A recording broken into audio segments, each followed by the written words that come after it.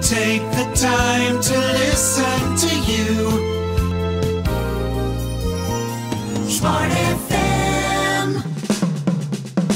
Smart Listener, sesaat lagi kami hadirkan Smart Economic Horizon bersama ekonom senior Indonesia, Afiliani. Luaskan cakrawala informasi pengetahuan Anda seputar dunia ekonomi, keuangan, dan perbankan di Indonesia.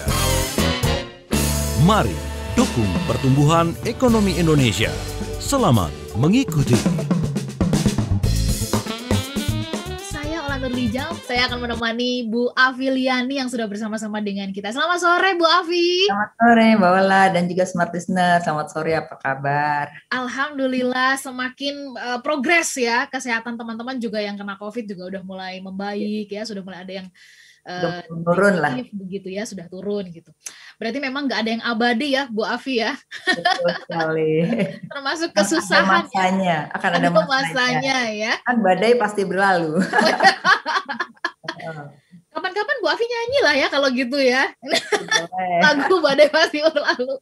Bu Afi, tapi sedikit sebelum kita jeda ya, mungkin apa tanggapan Ibu ya melihat perpanjangan PPKM darurat ini yang sampai beberapa hari ke depan ya, walaupun nggak sampai akhir Juli banget, tapi menurut Ibu apalah pandangan Ibu nih gitu ya, karena ini kan seperti makan buah si malakama gitu, dilepas antara yang mana dulu nih gitu ya. Oke. Silakan Bu Afi. Jadi gini, kalau kita lihat memang ini dilema ya, kalau kita mengencangkan PSBB, tentu saja ekonomi pasti terganggu. Tapi kalau kita juga maunya ekonomi dan dan pelonggaran, tetapi tanpa melihat kondisi yang ada, itu memang satu, banyak korban pasti. Dan itu kita sempat menghadapinya ya. Nah yang kedua, akhirnya ekonomi nggak recovery juga gitu. Jadi akhirnya dibuka, berdampak lagi, di PSBB kan lagi gitu. Jadi menurut saya yang harus dilakukan sekarang adalah benar-benar mempersiapkan ketika PSBB ini adalah berikutnya apa yang bisa dilakukan. Jadi selama ini kan sudah nih, kalau ada pelonggaran adalah prokes, tapi kan prokes gak berhasil kan ternyata gitu. Ternyata banyak masyarakat kita nih yang don't care terhadap kesehatan mereka sendiri gitu. Nah padahal kalau kita melihat seperti Singapura ya, kemudian juga Amerika juga sekarang sudah mikir-mikir lagi, udah lepas masker juga masih kayaknya akan ada lagi gitu ya. Nah jadi yang harus dilakukan adalah selain prokes adalah benar-benar mempersiapkan ketika nanti pelonggaran itu akan dilakukan, bagaimana di tempat umum dan juga di tempat-tempat kerumunan itu benar-benar ada sikap yang tegas gitu loh. Karena selama ini kan kalau udah longgar tuh seolah-olah udah nggak ada apa-apa kan, nggak ada penjagaan lagi gitu. Nah itu yang saya pikir harus dilakukan. Jadi persiapannya adalah harus mempersiapkan di tingkat mikro, yang selalu saya katakan minggu lalu juga. Di tingkat mikro itu adalah yang paling dekat dengan masyarakat ya. Dimana kalau desa itu juga paling dekat, kalau di kota mungkin RT RW gitu ya.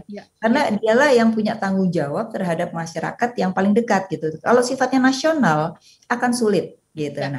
Kemudian dalam rangka PSBB ini apa sih yang mesti dilakukan? Pastinya sampai adalah di situ dulu Bu Afi. Ya, dilakukan. Kita jeda dulu. Kita kasih kesempatan dulu nih Smart Listener mencerna tadi apa yang disampaikan oleh Bu Afi. Ini memang dilema ya, di satu sisi ternyata ini adalah dua hal yang nggak boleh dipisahkan ya Bu Afi ya, saling terkait begitu kan, nanti kita bahas lebih lanjut. Kalau gitu karena ini jangka panjang, kita akan lihat ke depan juga rasanya COVID tidak mungkin hilang begitu saja gitu ya, berarti kita kan harus benar-benar berhadapan, hidup berdampingan, tetapi bagaimana gitu ya tindakan atau strategi yang tepat nanti untuk berhadapan dengan ini, terutama bagi para pelaku bisnis. Smart FM, the spirit of Indonesia, part of Kompas Gramedia Radio Network. Kami hadir bukan sekadar menghibur. Kami hadirkan berbagai program berkualitas, membuka wawasan, menginspirasi, dan menguatkan, melewati berbagai krisis dan situasi penuh tantangan. Menjadi panduan pengambilan keputusan bagi para CEO, direktur, manajer, profesional, dan pelaku bisnis di berbagai bidang dengan SIS AB+, serta rentang usia 25 hingga 45 tahun. Agar bisnis dan karir yang dibangun berkembang serta melaju seiring perkembangan zaman, dijalankan sepenuh hati, penuh kecintaan, tanpa kehilangan jati diri, selalu memiliki pandangan terbuka dan luas. Smart FM Network hadir untuk Anda di sejumlah kota di Indonesia. Jakarta, Yogyakarta, Surabaya, Medan, Palembang, Pekanbaru, Banjarmasin, Balikpapan, Makassar, dan Manado. Menjangkau Anda melalui berbagai platform digital dan media sosial, streaming, podcast, YouTube, Instagram, Facebook, dan Twitter. Meningkatkan peluang produk dan jasa Anda semakin dikenal, dipercaya, dan dipilih konsumen cerdas. Dengan dukungan tim activation kami yang kreatif dan profesional, jaringan yang luas, serta kolaborasi dengan unit Kompas Group of Media lainnya, kami merupakan mitra yang tepat untuk membangun brand awareness produk Anda.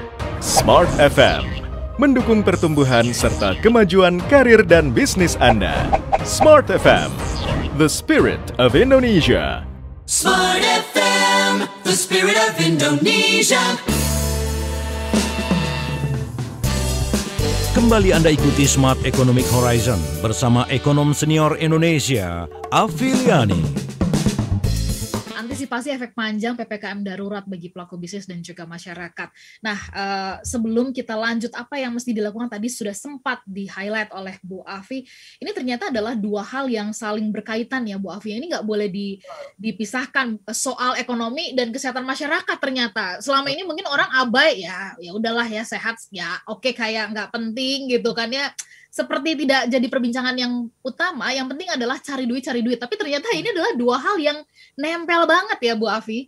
Oh, betul. Jadi kalau kita lihat di di beberapa negara pun sama. Jadi ketika PSBB mereka 2 bulan atau 3 bulan, itu benar-benar masyarakat yang terkena dampaknya itu mendapat support dana untuk hidup sehari-hari gitu. Nah, kita memang problemnya adalah ketika 2 minggu harus berhenti, itu ketika ada orang yang sudah tidak punya penghasilan itu belum terdeteksi, dan kemudian juga dana yang bisa disalurkan langsung itu butuh waktu gitu. Nah, sehingga kan kalau orang udah bicara kelaparan, ya mendingan dia bilang nggak apa-apa lah kena COVID, yang penting dia bisa cari uang kan gitu. Nah, ini yang seringkali bertentangan gitu loh, antara PSBB ini adalah dalam rangka untuk supaya sehat masyarakat tuh jangan sampai banyak yang tumbang gitu ya. Tapi dia butuh perutnya terisi gitu. Nah, ini yang memang menurut saya ini adalah kesempatan pemerintah untuk memperbaiki sistem di dalam ketika ada persoalan sudah meningkatnya penderita COVID, itu kan harus mengerem kan. Nah, begitu mengerem itu sudah harus dipersiapkan mana yang kira-kira akan kena dampak. Jadi begitu direm itu cepat sekali untuk menyampaikan gitu. Nah, ini yang menjadi problem, Mbak. Akibatnya jadi pemerintah jadi ya antara diperpanjang terus diganti lagi jadi level 1, level 4 gitu ya. Iya. Artinya pemerintah ingin melonggarkan lagi, tapi akhirnya jadi dikatakan kalau level 1 itu lebih longgar, kalau level 4 itu lebih bahaya kan gitu ya. Nah, jadi memang jadi nggak konsisten gitu. Nah, kalau nggak konsisten ini yang bahaya, masyarakat dan dunia usaha ini menjadi nggak punya kepastian gitu. Harusnya sekaligus aja misalnya berapa lama, lalu pemerintah mau kasih apa misalnya gitu ya. Nah, kalau sekarang kan ada beberapa masukan bahwa jangan di PHK tapi dikasih 1 juta misalnya. Tapi kan itu nggak memecahkan masalah menurut saya gitu loh. Nah, ini yang menurut saya harus dipikirkan, karena biar bagaimanapun orang yang kerja itu adalah sektor formal kan gitu. Itu kan bisa ditanggung perusahaan.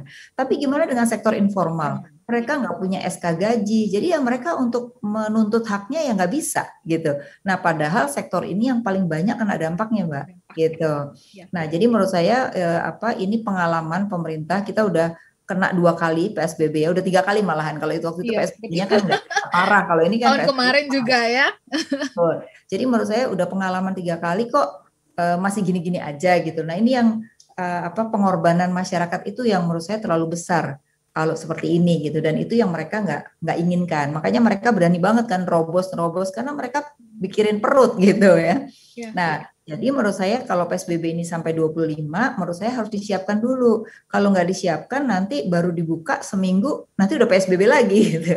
Jangan-jangan begitu dibuka karena tidak siap ya prokes yang dilakukan atau yang jagain prokes dengan baik, maka yang terjadi lagi ya nanti akan ada korban lagi gitu. Nah, itu ya. Tapi kalau saya lihat untuk DKI Jakarta khususnya kelihatannya udah 50% yang kena COVID gitu.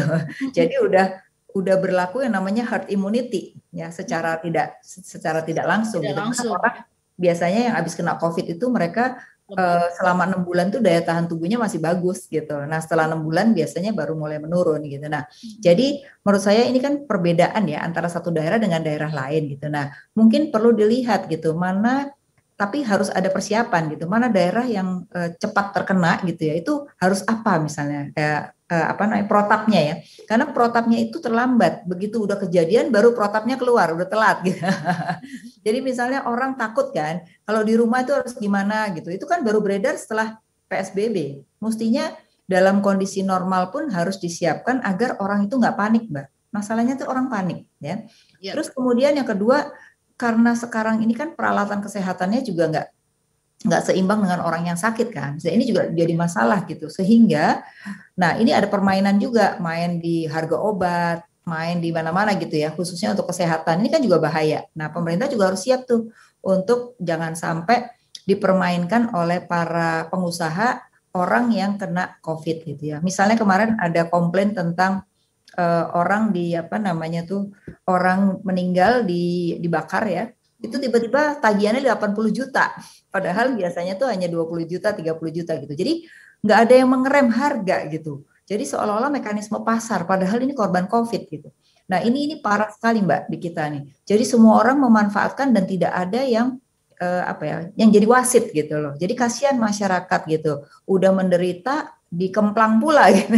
Nah, jadi ini sisi yang lain lagi gitu kan. Jadi mumpung lagi banyak, terus akhirnya mereka memanfaatkan, bahkan obat juga ada yang disimpan ya gitu ya, supaya harganya naik gitu. Itu sedih banget gitu. Betul. Itu sih Mbak. Ya ini fenomena atau fakta-fakta yang ada di lapangan yang kita tahu ya, Bu Afi, karena saya selalu berpikirnya bahwa ya terigu putih pun tetap ada kutu-kutunya ya kan. Benar banget. Ya Bu Afi, kalau misalkan kita kan lihat ya, maksudnya pemerintah nih udah berupaya untuk memberikan stimulus sebenarnya dari tahun kemarin, stimulus kepada pelaku UKM. Ya kita sih tercengang juga gitu loh setelah direview oleh Presiden, belum semuanya tersalur. Wow, itu ya duitnya kan masih ada berarti ya. Terus kemudian kepada BLT gitu yang belum menerima juga bantuan dan sebagainya. Menurut Ibu persoalan paling besarnya di sini apa sih yang ya lagi-lagi ini dalam kondisi yang darurat begitu, tapi kan tetap harus ada upaya untuk diperbaiki, dan saya yakin sebenarnya ada begitu. Tapi kalau menurut Ibu apakah itu tadi soal sistem database ini yang menjadi punya peranan kunci atau bagaimana menurut Bu Afi? Betul sekali, kan saya selalu mengatakan bahwa data itu menjadi kata kunci ya. Selama ini tuh kita punya namanya IKTP, tapi IKTP belum dijadikan sebagai database bagi pemerintah untuk melihat masyarakat itu di kelas mana, siapa gitu ya, sehingga yang perlu diperhatikan itu yang bakal turun rentan itu yang mana ya. Makanya kita sempat bahas di 2 minggu yang lalu bahwa kita turun kelas dari sisi pendapatan per kapita, benar nggak? Ya. Nah itu karena tidak dibereskan masalah data, sehingga tidak tahu mana masyarakat yang perlu dibantu, mana masyarakat yang perlu diberikan kesempatan kerja, sehingga stimulusnya itu diberikan pada kesempatan kerja gitu ya. Jadi tidak bisa membuat kebijakan itu didasarkan data, Mbak. Gitu. Nah, bahayanya kalau membuat kebijakan tanpa data, akhirnya jadi sasarannya nggak tepat, gitu. Jadi kalau kita perhatikan mencontoh negara lain itu berdasarkan data, maka dibuatlah policy agar policy itu kena kepada sebagai semua sasaran, gitu, Mbak. Tapi kalau kita tidak punya data, maka policy itu nggak akan pernah tepat sasaran gitu. Makanya selalu teman-teman saya ekonom tuh selalu membahas bahwa yang akan kena dampak tuh adalah yang tidak formal, karena dia tidak pernah terdeteksi gitu.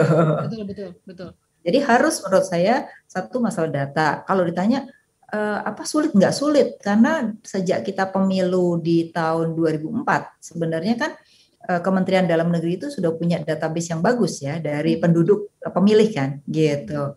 Itu satu. Yang kedua, Anda bisa lihat dong perusahaan-perusahaan fintech, perusahaan-perusahaan e-commerce, masa dia lebih punya data daripada pemerintah gitu. Itu kan lucu ya. Jadi mereka saja bisa ngambil keputusan mana orang yang bisa dikasih kredit apa enggak karena berdasarkan data orang itu yang diperoleh dari sosmed, Mbak, gitu. Nah, sedangkan pemerintah sendiri nggak tahu gitu. Nah, apa pemerintah perlu swasta untuk membantu mencarikan data kan gitu ya. Iya. Memang benar data ini jadi persoalan yang krusial. Saya coba berpikir andainya gitu. Seandainya dulu gitu ya Bu, IKTP itu benar-benar dilakukan dalam artinya mekanismenya, prosesnya itu juga benar ya. Kita tahu kayaknya semua yang dilakukan tuh rentan dengan korupsi, benar nggak sih Bu Afi?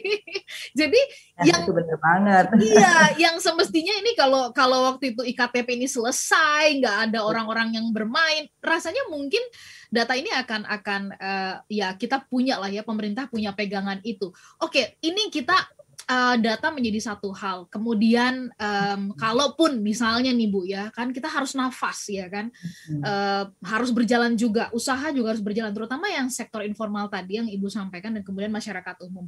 Apa sih saran Ibu gitu ya, supaya tetap tenang tentunya gitu ya, walau kita tahu kalau perut keroncongan, kerucuk-kerucuk nggak bisa tenang ya, yang ada nanti pikiran reptilnya ini, otak reptilnya yang berfungsi. Tetapi apa saran Ibu supaya kemudian tetap nih ada yang harus kita lakukan untuk bertahan lah gitu ya, bertahan dan kemudian mungkin mencari peluang celah-celah yang selama ini barangkali kita nggak terfikirkan. Bu Afi, nanti kita akan bahas di sesi berikutnya ya, Smart Listener, dan juga sahabat yang bergabung, silakan Anda boleh mempergunakan WhatsApp kami di 0812 11 12 959. Apa saran Anda? Tentu saja kepada sesama teman pelaku bisnis dan juga masyarakat umum. Saran Anda untuk kita bisa menghadapi atau mengantisipasi efek panjang dari PPKM darurat. Anda punya saran, punya catatan juga, kami undang untuk bergabung. Kami jeda sesaat. Smart FM, the spirit of Indonesia, part of Kompas Gramedia Radio Network. Kami hadir bukan sekadar menghibur. Kami hadirkan berbagai program berkualitas, membuka wawasan, menginspirasi, dan menguatkan, melewati berbagai krisis dan situasi penuh tantangan. Menjadi panduan pengambilan keputusan bagi para CEO, direktur, manajer, profesional, dan pelaku bisnis di berbagai bidang dengan SIS AB+, serta rentang usia 25 hingga 45 tahun. Agar bisnis dan karir yang dibangun berkembang serta melaju seiring perkembangan zaman, dijalankan sepenuh hati, penuh kecintaan, tanpa kehilangan jati diri, selalu memiliki pandangan terbuka dan luas. Smart FM Network hadir untuk Anda di sejumlah kota di Indonesia: Jakarta, Yogyakarta, Surabaya, Medan, Palembang, Pekanbaru, Banjarmasin, Balikpapan, Makassar, dan Manado. Menjangkau Anda melalui berbagai platform digital dan media sosial, streaming, podcast, YouTube, Instagram, Facebook, dan Twitter. Meningkatkan peluang produk dan jasa Anda semakin dikenal, dipercaya, dan dipilih konsumen cerdas. Dengan dukungan tim activation kami yang kreatif dan profesional, jaringan yang luas, serta kolaborasi dengan unit Kompas Group of Media lainnya, kami merupakan mitra yang tepat untuk membangun brand awareness produk Anda. Smart FM mendukung pertumbuhan serta kemajuan karir dan bisnis Anda. Smart FM, the spirit of Indonesia. For the latest news, people's views, and conversation, we're your station, Smart FM. Listener dan juga sahabat yang bergabung, terima kasih Anda yang menyaksikan kami di YouTube channel Smart FM ya. Kami juga informasikan bahwa ada banyak banget video-video dari Smart FM yang bisa Anda saksikan, bahkan juga perbincangan-perbincangan terdahulu bersama dengan Bu Afi kami simpan rapi di sana dan Anda bisa menyimaknya. Ini untuk kita bisa semakin terbuka cakrawala berpikirnya tentang ekonomi yang ternyata bukan cuma sekedar seukuran sejengkal kuku nih, luas banget gitu ya. Dan ada banyak sebenarnya harapan-harapan dan peluang yang bisa kita manfaatkan. Nah, tadi di awal Bu Afi di sesi pertama, sesi kedua udah blak-blakan, ini buka-bukaan. Ini benar-benar kalau ada dari jajaran pemerintah ya sedang menyaksikan kita atau mendengarkan perbincangan kita, ini benar-benar menjadi perenungan bersama kita lah bisa jadi juga masyarakat yang kalau diminta untuk memberikan data juga nggak jujur gitu ya, Bu Afi. Betul. Nah, Bu Afi, ini kan bukan harga mati kan, bukan the end of the world kan, tetap ada dong yang bisa kita lakukan kan. Nah, menurut Bu Afi, khususnya untuk pelaku bisnis dulu deh ya, apa yang bisa kita antisipasi ya? Artinya kalau menurut Bu Afi, titik-titik yang masih bisa dipegang banget, dipertahankan banget oleh para pelaku bisnis. Silakan Bu Afi. Jadi gini, memang pelaku bisnis pasti kena dampaknya. Tapi menurut saya, yang selalu saya sudah katakan bahwa kondisi itu akan selalu dinamikanya berubah-ubah. Jadi yang namanya pelaku bisnis itu harus kreatif, itu kuncinya ya. Jadi dalam kondisi begini kita jangan, waduh ini kita nggak bisa jualan, kita kondisinya begini. Tapi kita harus kreatif ya. Jadi misalnya Anda bergerak di bidang makanan yang harus restoran misalnya. Ya kalau dalam kondisi gini cepat-cepat promosi melalui delivery misalnya gitu. Jadi selalu ada saja peluang di tengah kondisi ancaman begitu ya. Terus misalnya nih saya juga tiap hari mungkin dapat SMS juga ya. Kalau orang hari gini kan nggak mau dong beli baju gitu. Buat apa beli baju gitu ya. Tapi mereka berusaha untuk memberikan diskon 50% gitu. Yang penting pokoknya uang muter dulu deh gitu, yang margin gak usah gede-gede misalnya gitu. Jadi harus pinter-pinter untuk memanfaatkan situasi. Itu menurut saya pelaku bisnis ya. Kalaupun seandainya produknya dia udah nggak bisa diapa-apain, ya harus mikir lagi bikin produk apa sih yang kira-kira kondisi sekarang ini laku misalnya gitu ya. Misalnya kayak tukang jahit saya, orang nggak ada yang jahit baju, ya udah dia coba jahit masker, kemudian dia jahit baju untuk tidur misalnya. Jadi benar-benar kreativitas itu sangat dituntut bagi pelaku usaha ke depan. Ya sekarang dan ke depan menurut saya gitu. Itu sih Mbak. Jadi kuncinya itu. Nah, kalau sekarang memang tidak bisa bertahan misalnya ya, menurut saya hati-hati bahwa karyawan itu anggaplah sebagai aset. Jadi jangan tiba-tiba di PHK ya, tapi misalnya bahwa saya hanya bisa menggaji sekian, nanti kalau udah kondisi normal baru kembali gitu. Jadi benar-benar harus dijaga gitu. Karena kadang-kadang orang kalau udah kondisi begini yang di PHK duluan tuh orang dulu gitu.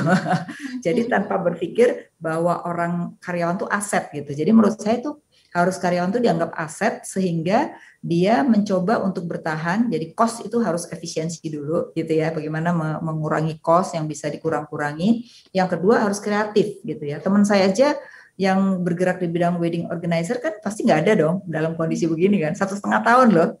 Akhirnya apa? Akhirnya mereka melakukan yang namanya jual sembako. Ya udahlah, si kameramennya yang bisa biasanya bikin dekorasi suruh jualan sembako gitu. Nah, jadi itu benar-benar untuk apa? Untuk strategi bertahan, Mbak. Gitu. Terus sekarang ada yang film ya, Lola Maria sekarang kan jual catering gitu, dari pemain film jadi jual catering gitu kan. Itu saya kreativitas tuntutannya. Oke. Ngomong-ngomong soal kreativitas, memang ini kreativitas itu biasanya katanya sih ya kalau nggak kepepet nggak keluar gitu ya Bu Afi ya, dan ternyata sekarang salah. Itu padahal salah ya, itu salah. Jadi kita memang harus memicu atau terus memacu terus.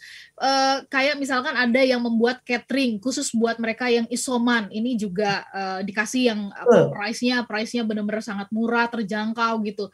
Nah, ini mungkin kalau menurut Ibu adalah bentuk kreativitas bukan cuma sekedar bertahan. Dan ini kalau menurut Ibu kira-kira ke depannya dia akan bisa berkembang nggak sih, atau ini hanya menjadi jawaban sekedar bertahan saat ini kalau yang model-model kayak gitu Bu Afi? Oke. Nah, kalau dia lakukan itu ya, itu kan gini, ada orang yang berpikir berubah dari tadinya dia apa, terus kemudian isoman gitu ya. Tapi nggak bisa gitu terus dong. Ketika itu sudah tidak terjadi, maka dia harus berpikir lagi nih apa. Nah, gimana caranya? Maka biasanya kita harus punya tim ya, tim yang kerjaannya mikir aja. Nggak usah kerja fisik, kerjanya mikir. Jadi mikir kalau ada gini kita harus apa, kalau ada gini kita harus apa. Nah, di Indonesia nih perusahaan menengah besar aja jarang yang punya yang namanya tim kreatif. Tim kreatif itu biasanya diserahkan kepada orang lain. Nah, kalau orang lain kan nggak ngerti perusahaan kita, gimana dia bikinin gitu. Jadi kayak banyak kan di Indonesia tuh kasih konsultan gitu. Lah konsultan kan nggak pernah nangan perusahaan kita, bener nggak? Kan cuma diceritain sama pegawai kita. Bagaimana dia bisa membuatkan konsep. Nah, itu kesalahan di Indonesia adalah kebanyakan orang menyerahkan pada konsultan. Harusnya tim kreatif itu ada di dalam perusahaan, cukup 2-3 orang gitu ya, yang kerjanya suruh mikir terus. Besok apa idenya gitu. gitu. Nah, kebanyakan perusahaan yang punya kayak seperti anak-anak ini ya, beberapa perusahaan tuh yang saya lihat dia mengumpulkan satu unit kreatif gitu, anak-anak milenial ya, yang kerjaannya tuh mikirin terus gitu. Sehingga mereka tuh orang lain belum, dia udah lari kemana gitu. Nah, ini yang saya pikir mulai saat ini buatlah tim kreatif dalam perusahaan, walaupun perusahaan itu hanya kecil gitu. Jadi terus berputar gitu ya.